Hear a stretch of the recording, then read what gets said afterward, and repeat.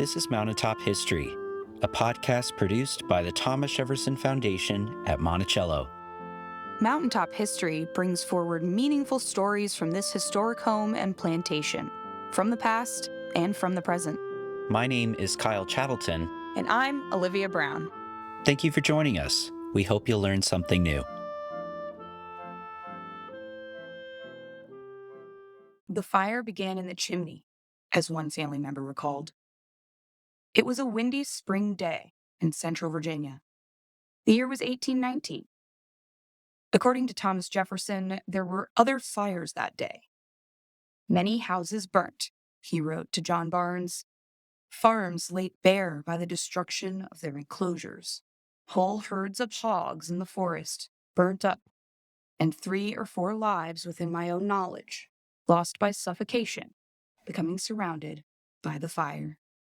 On that day at Monticello, a fire began in the chimney of the North Pavilion, a small structure just off the main house.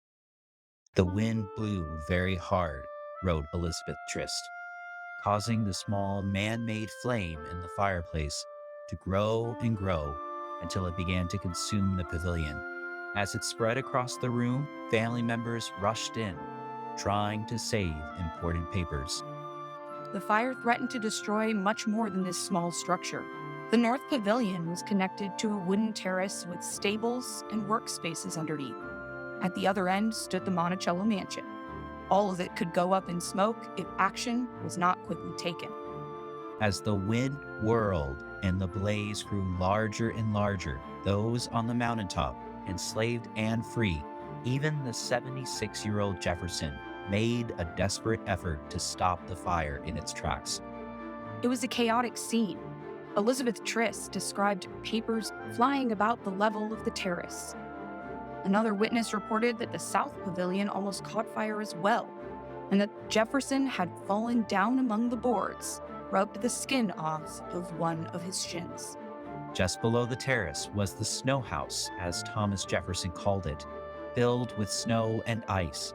He and others rushed down and began hauling snow to the terrace, covering a portion of it to prevent the fire's spread.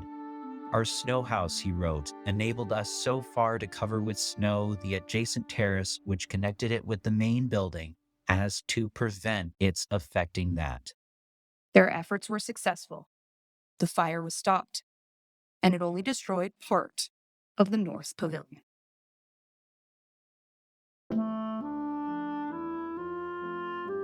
This has been another episode of Mountaintop History, a collaboration podcast between WTJU and the Thomas Jefferson Foundation. Join us for new episodes every 2 weeks on Apple and Google Podcasts, Stitcher, and the Virginia Audio Collective. To learn more about Monticello or to plan your next trip, visit us online at monticello.org.